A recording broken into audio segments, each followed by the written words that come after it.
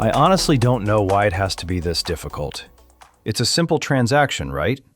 I have the receipt, the item is in the box, and I just want my money back.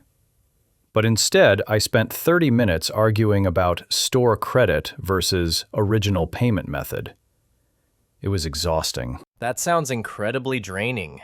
But Alex, tell me, were they actually listening to you, or were they just reciting a policy manual? Because there is a huge difference in how that feels. They were definitely reciting. It felt like talking to a wall. A polite wall, but still a wall. I kept explaining my situation, and they just kept repeating the same sentence over and over. It made me want to scream. That is the worst. Being unheard is often more painful than the actual problem. It triggers something deep inside us. Exactly. If they had just said, "I understand why this is frustrating for you," I probably would have calmed down. But the robotic responses just made the tension skyrocket. Well, take a deep breath. You are safe here. No one is going to offer you store credit today. Just good coffee and good conversation. Thank goodness for that. I think I need both right now. Hello everyone, and welcome back to Love English Lab. I'm Alex. And I'm Michael. We are so happy you are joining us today for a deep dive into communication. Today, we are tackling a topic that is absolutely essential for modern life. Whether you work in a shop, manage a team, or just exist in the world as a customer, you need this. We are talking about customer service English. Specifically, we are exploring the art of calming down angry people and solving problems clearly. It is a superpower, really. It is. It's about turning a negative, high-stress moment into a positive resolution. Or at least, a neutral one. So, Michael, let's start with a personal question. When you are the customer, what is the number one thing that makes you trust the person helping you? That is a great question. I think for me, it comes down to tone. Before they even fix the issue, I need to hear a tone of genuine concern. If they sound bored or dismissive, I immediately put my guard up. I need to feel like they are emotionally present. What about you, Alex? For me, it's speed and transparency. I value efficiency. I want to know that they understand the issue quickly and that they have a plan. I don't need a lot of small talk. I just need to know we are moving toward a solution. That is very Austin of you. Practical and direct. Guilty as charged. I grew up valuing usefulness. If it works, it's good. But I've learned that sometimes fast isn't best, especially when emotions are high. Exactly. So let's imagine a scenario to ground this. Let's go back to that coffee shop incident you mentioned to me before we started recording. Set the scene. What was the atmosphere like? Okay, picture this. It was Tuesday morning, around 8:15 a.m., prime rush hour. The cafe was absolutely packed. You know that sound? The espresso machine hissing steam, the grinder buzzing, 50 people talking at once. I can smell it. Roasted beans, burnt milk, and anxiety. Anxiety is the top note. So the line is out the door. And right at the front, there is a man in a very expensive gray suit. He is tapping his foot, checking his watch every 10 seconds. He is radiating stress. Oh no. The I am important and I am late energy. That is dangerous. Exactly. He ordered a very complicated drink. A large triple-shot oat milk latte, extra hot, no foam, with a pump of vanilla. A man who knows exactly what he wants. Which is fine. But when he got his cup, he took one sip and his face just transformed. It went from impatient to furious in a split second. He slammed the cup down on the counter. Bam! Oh, I hate that sound. The whole room goes quiet. It did. Everyone froze. And he looked at the barista, a young guy, maybe 19 years old, and shouted, "This is lukewarm. I asked for extra hot. Do you even listen?" Ouch, that is a direct attack. Poor barista. That is a fight or flight moment. Your heart starts pounding, your palms get sweaty. How did the young guy react? That's the critical moment. At first, he panicked. He looked terrified. and his instinct took over. He said, "No, I steamed it extra long. It is hot." Ooh, no. That is the fatal error. Right. He started with no. He contradicted the customer's reality. And once you do that, it is no longer about coffee. Now it is a power struggle. It is my truth versus your truth. Exactly. The customer exploded. "Are you calling me a liar?" And suddenly, it wasn't about the temperature. It was about respect. It got ugly fast. And watching it, I realized how much skill it takes to override that defensive instinct. It really does. It requires you to detach your ego from the situation. So, let's rewrite this scene. If you were that barista, Alex, and you see this furious man, what is the very first physical thing you do? The first thing? I stop everything else. I put down the pitcher, I stop the machine. I turn my body fully toward him. I make eye contact, not aggressive, but steady. I want my body language to say, "You have my full attention." Yes, you are grounding the energy. You aren't running away. And then, before I explain anything about the machine or the milk, I validate him. I would say, "Oh wow, I am so sorry that happened." That is good. I might even go a step deeper into the empathy. I would say, I can see why that is frustrating, especially when you are in a rush. That is excellent. You are acknowledging the context, his rush. You are validating the emotion. And notice, we aren't saying, I made a mistake yet. We are just saying, your anger makes sense. That is the bridge. It diffuses the tension. It is very hard to keep screaming at someone who is agreeing with your feelings. So, after we validate, we need the facts. But we have to be careful not to sound accusing. We can't say, well, what's wrong with it? That sounds defensive. Definitely. I would use a guiding question. I'd say, "Tell me exactly how you want it, so I can fix it perfectly this time." So I can fix it perfectly. I love that phrasing. It shifts the focus to the future, to the solution. It implies partnership. And it forces him to switch from his emotional brain to his logical brain. He has to stop yelling and start analyzing the temperature. Hopefully. But sometimes people just need to vent. They need to say, this place is always slow. The service is terrible. In that case, you just have to use active listening. You nod. You say, "I hear you. I understand." You let the wave crash. Let the wave crash. That is such a vital image. You cannot stop a wave by standing in front of it. You have to let it wash over you and dissipate. But once that wave crashes, Michael, you know me. I want to build the boat. I want to fix it. Efficiency is your love language, Alex. It really is. So once he takes a breath, I take action. I would say, "Let me remake this for you right now, personally. I'll make sure it's boiling hot." Personally. That word carries a lot of weight. It means I am taking ownership. And then I would move with purpose. I wouldn't chat with my coworker. I wouldn't check my phone. I would show him, through my speed, that he is the priority. And while you are making it, silence can be awkward. Do you talk to him? Yes, I narrate the process. "I'm steaming this extra long for you. Just checking the temperature now. Okay, it's 180 degrees. That is brilliant. It is transparent. It reassures him that you aren't just doing the same thing again. You are adjusting based on his feedback. And when I hand it to him, I present it carefully. "Here you go. Please be careful. It is extremely hot. Let me know if this is better." Let me know if this is better. That gives him the final say. It restores his power. And usually, that is when the magic happens. They take a sip, it's hot, and they deflate. They say, "Thanks. Sorry about earlier. Just a rough morning." It is true. Most of the time, the anger isn't about the coffee. It's about the traffic, or the argument they had with their spouse, or the pressure at work. The lukewarm latte was just the final straw. That is the golden rule of customer service. Don't take it personally.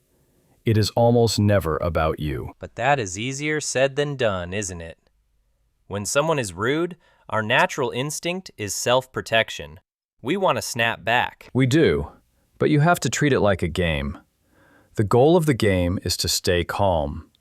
If you lose your cool, you lose the game. I like that perspective. But Alex, let's look at a different scenario. Coffee is easy to fix. You just make another one.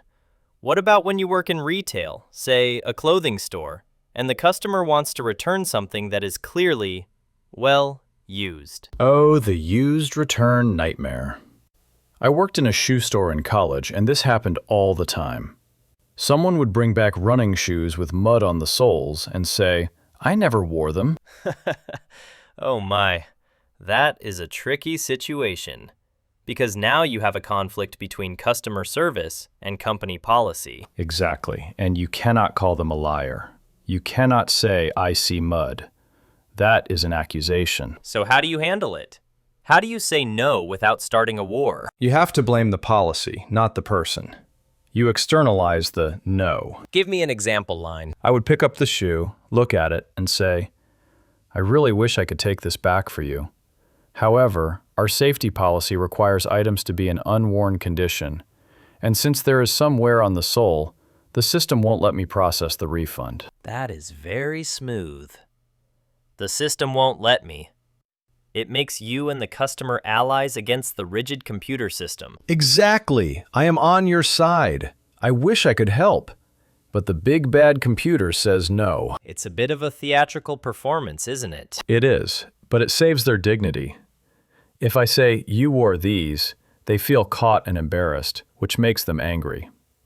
If I say, "The policy is strict," they can be annoyed at the store, but not at me. And what if they push back? Let me speak to your manager. Then you do the broken record technique. You just repeat your empathetic refusal using slightly different words. "I completely understand why you're upset, and I wish I could help, but I cannot override the condition policy." You just hold the line. Gently. Gently, but firmly. Consistency is key. If you waver, they will push harder. This reminds me of a concept called high context versus low context cultures. In some cultures, rules are flexible depending on the relationship. In others, rules are absolute. Navigating that in a multicultural city is a challenge in itself. That is a great point. In the US, we are usually pretty policy-focused in corporate chains. The rule is the rule. But in a small family business, you might have more wiggle room. True, but assuming we are in a standard corporate setting, let's talk about the phone. We discussed face-to-face, but the phone takes away your body language. You can't show them you are smiling. The phone is dangerous. You lose 80% of the communication signals.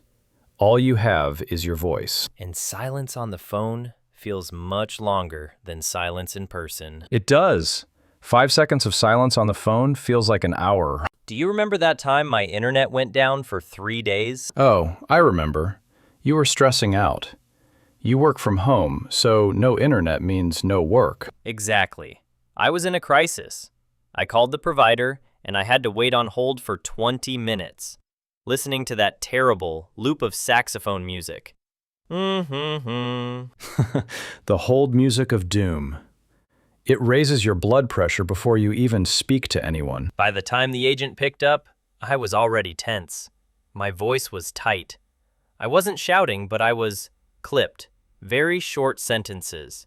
So how did the agent handle you? Her name was Sarah. She was amazing. I started listing my complaints immediately. "I'm losing money. This is the 3rd time this month. I need this fixed now." I was dumping all my stress on her. And did she interrupt? No, she waited until I completely finished. There was a tiny pause. And then she said, with this incredibly warm, genuine voice, "Oh, Michael, I am so sorry you are going through that. That sounds incredibly stressful, especially since you work from home." Wow, she nailed it. She didn't just apologize for the internet. She acknowledged the impact on your life. Exactly. She made me feel seen. I actually felt my shoulders drop physically. I exhaled. And then she said, "Let's look at this together. I'm going to pull up your account right now, and we are going to figure this out. Let's look at this together. We versus the problem. That is the magic formula. It worked instantly. I found myself apologizing to her. I said, "I'm sorry. I know it's not your fault, Sarah. I'm just stressed." See, that is the power of control. She controlled the emotional tone of the call. If she had been defensive, or if she had said, "Well, did you reset the modem?" in a bored voice, you would have exploded. Oh, absolutely. "Did you reset the modem" is the most triggering phrase in the English language. It really is. But she established trust first. But here is the tricky part, Alex. What if she couldn't fix it? What if the internet was broken for everyone in the neighborhood? Ah, the bad news conversation. That is the ultimate test of customer service skills. It is, because all the empathy in the world doesn't turn the internet back on. True. In that case, I rely on the sandwich method. Have you heard of that? I have, but walk us through it. Imagine a sandwich. The top bun is positive/empathetic. The meat in the middle is the bad news. And the bottom bun is the solution or next step. Okay, give me a role play. Use the internet scenario. Okay. Top bun. I can completely understand why you need this back on urgently, Michael. Good. I feel heard. The meat. Bad news. Unfortunately, it looks like a main cable was damaged by the storm, so service is down for the whole area. Okay. Brutal honesty. No excuses. Bottom bun. Solution/future. However, we have a crew on the way right now, and I can set up an automatic text alert to notify you the second it comes back on. I can also credit your account for the downtime. I like that. You didn't just say it's broken. You gave me a timeline, a notification plan, and a refund. You offered value. Even if I can't give you the internet, I can give you information and money. And that minimizes the feeling of helplessness. Helplessness is what makes people truly angry. Exactly. Giving options restores a sense of agency. Do you want a text alert or an email? Now I have to make a choice. I am participating in the solution. Let's switch mediums for a second. We communicate so much via text now. Chat support, email, DMs. I find tech support incredibly difficult because tone is non-existent. It is perilous. If you write, "We cannot do that," in an email, it sounds like a door slamming in someone's face.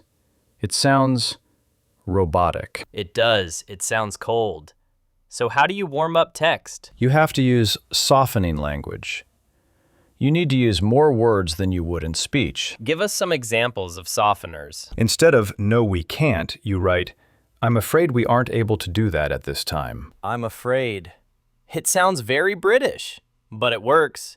It signals regret. Or instead of "Send me the receipt," which is a command, you write, "Could you please attach the receipt when you have a moment?" When you have a moment. That is respectful of their time. And always use their name. "Hi, Michael." "Thanks, Michael." It reminds them there is a human typing, not a bot. Unless it is a really smart bot. But yes, the human touch is vital. I also think avoiding passive-aggressive phrases is key. Phrases like, "As I mentioned before." Ugh, I hate that one. Per my last email. Yes, it's professional code for "you are stupid." Never do that. Even if you have said it 5 times, say it the 6th time as if it is new information. Here is that information again for your convenience. For your convenience. That spins it into a service rather than a correction.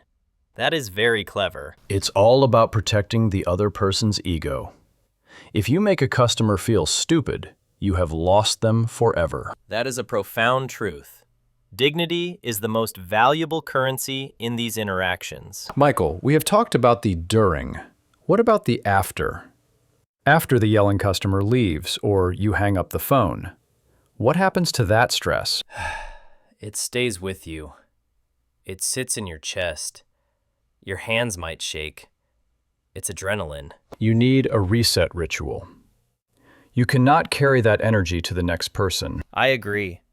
For me, if I have a difficult conflict, I need to step away physically, even if it is just walking to the window for 30 seconds. I look at the sky. I remind myself that the world is big and this problem is small. That is very Michael. Perspective. What do you do, Alex? You are more kinetic. I shake it out, literally. I go into the break room and shake my hands and arms like a swimmer before a race. I visualize shaking off the negative energy. Does that actually work?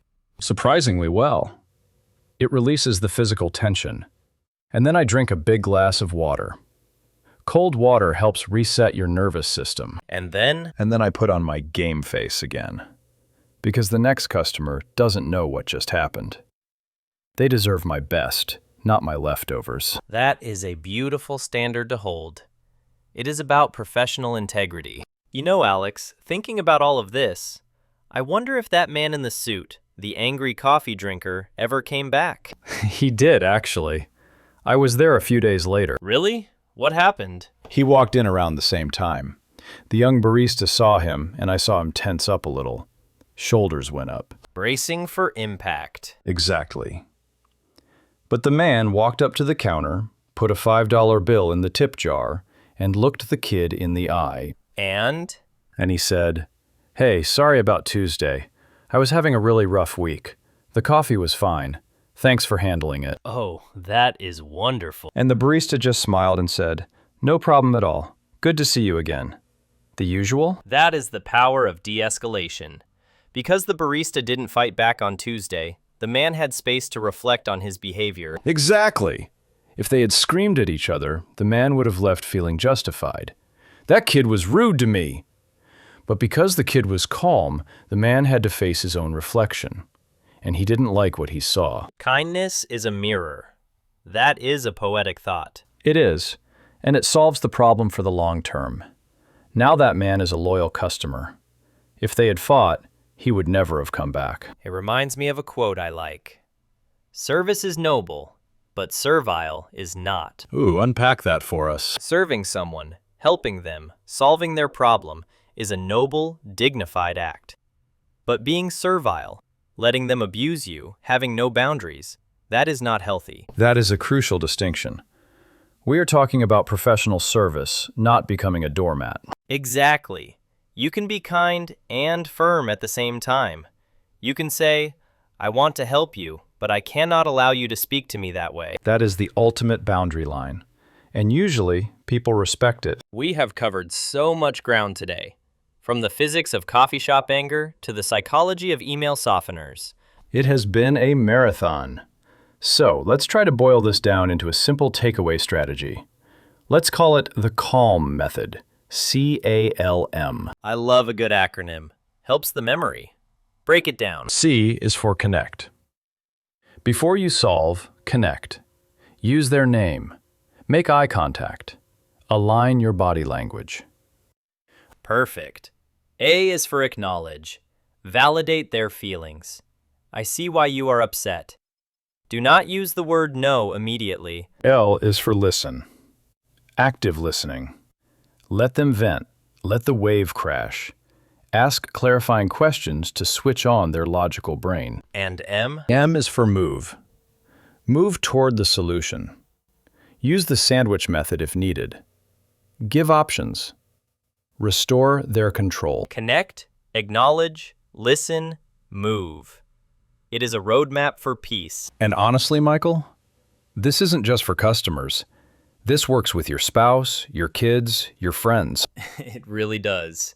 If I used the C.A.L.M method the next time we disagree about which movie to watch, I acknowledge your frustration that I want to watch an action movie again. but I am afraid I cannot process that request at this time.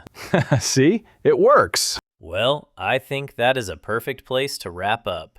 We hope this gives you a toolkit for your next difficult conversation. Whether you are the customer or the employee, remember that you have the power to set the tone.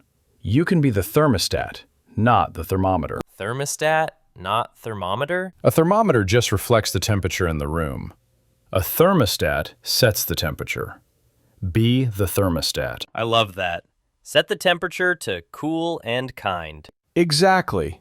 Now listen, we want to keep making these episodes for you. We want to help you sound natural, confident, and professional in English. So please, take a second to hit that subscribe button.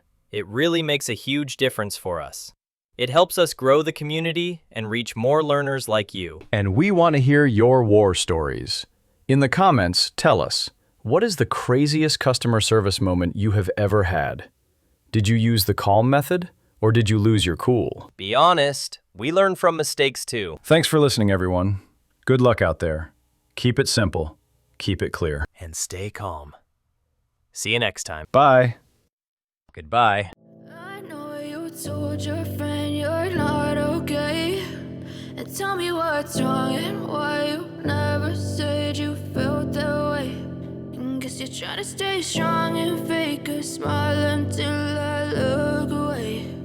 But I've known you too long, it hurts to watch your blue eyes fade to gray as you fade away. As you fade away. Yeah, I'm about to fade away, cause every time I wake up I feel like it's Monday. Something's going wrong with all the chemicals up in my brain. All of a sudden I don't look at anything the same way. Gotta build up of my thoughts sitting in an ashtray. I'm sorry that I'm so inconvenient, okay. Just let me be me and I'll stay out of your way. I can see the way you look at me, I'm such a disgrace. I never really asked to be brought into this place. You wanna love me? Well then baby I have a taste. All the highs and the lows, no you'll never be the same. I don't really wanna hurt you but I can't control the pain. If you're sticking by my side maybe we could be okay. Okay, maybe you could be the change I need today. I promise that I've never felt this way. I really hope that you will choose